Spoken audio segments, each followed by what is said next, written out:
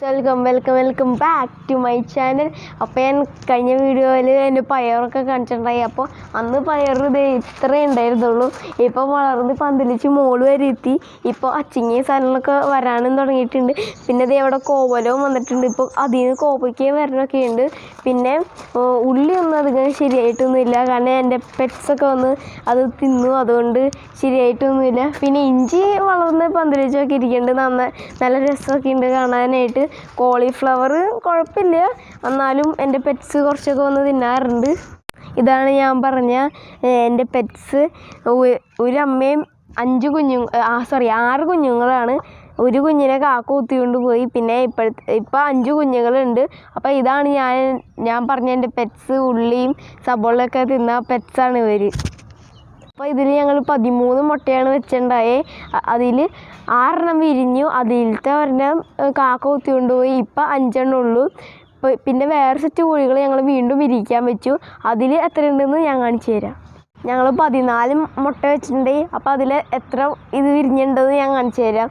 അപ്പോൾ ഇതിലിപ്പോൾ 13 എണ്ണമാണ് വിരിഞ്ഞേക്കണേ. എനിക്ക് ഈ കുഞ്ഞിനെ എടുക്കണമെന്നുണ്ട്, പക്ഷെ അമ്മക്കോഴി നല്ല കൊത്തും. മുമ്പത്തെ ഇതിൽ ആ കോഴി കൊത്തില്ല, ഇതിൽ നല്ല കൊത്തും. പിന്നെ ഇത് ഞങ്ങൾ ഒരു വലയുടെ ഉള്ളിലാണ് ഇട്ടേക്കണേ. അത് കാരണം കാക്കയ്ക്കൊന്നും അങ്ങനെ കൊണ്ടുപോകാൻ പറ്റില്ല. ഈ കുഞ്ഞുങ്ങളെ ഒന്ന് എടുക്കാൻ പറ്റുമെന്ന് നോക്കട്ടെ. അമ്മക്കോഴി ചിലപ്പോൾ കൊത്തു വന്നാലും ഞാൻ ജസ്റ്റ് ഒന്ന് നോക്കട്ടെ.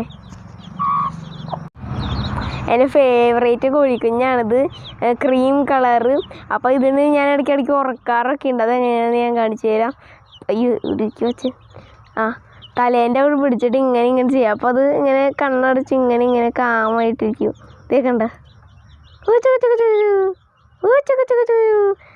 കണ്ട നല്ല കോഴിക്കുഞ്ഞാണിത്. പിന്നെ തള്ളയുടെ കയ്യിൽ നിന്ന് ഈ കോഴിക്കുഞ്ഞെടുക്കാൻ കുറച്ച് പാടാണ്, നല്ല കൊത്തൊക്കെ കിട്ടും. ഞാനാണ് എപ്പോഴും എടുക്കാറ്. അപ്പോൾ എടുക്കണ സമയത്ത് 1 പ്രാവശ്യം 2 പ്രാവശ്യമൊക്കെ എന്നെ കുത്തിയിട്ടൊക്കെ ഉണ്ട്.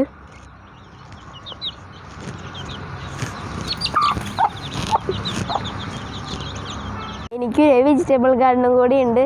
ഇതെൻ്റെ വീടാണ്. വീടിൻ്റെ മുറ്റം കുറച്ച് വലിയതാണ്, അതുകൊണ്ട് ഭയങ്കര വെയിലൊക്കെ ആയതുകൊണ്ട് എൻ്റെ അപ്പൻ എനിക്ക് ഒരു പന്തലിട്ട് തന്നു. അപ്പോൾ അതിൽ കൂടെ പയർ കയറ്റി കഴിഞ്ഞാൽ നല്ല തണലും കിട്ടും, പിന്നെ വെജിറ്റബിളും കിട്ടും. ഇപ്പം മൊത്തം കയറിയിട്ടില്ല, ഇപ്പം കയറി തുടങ്ങിയിട്ടുള്ളൂ.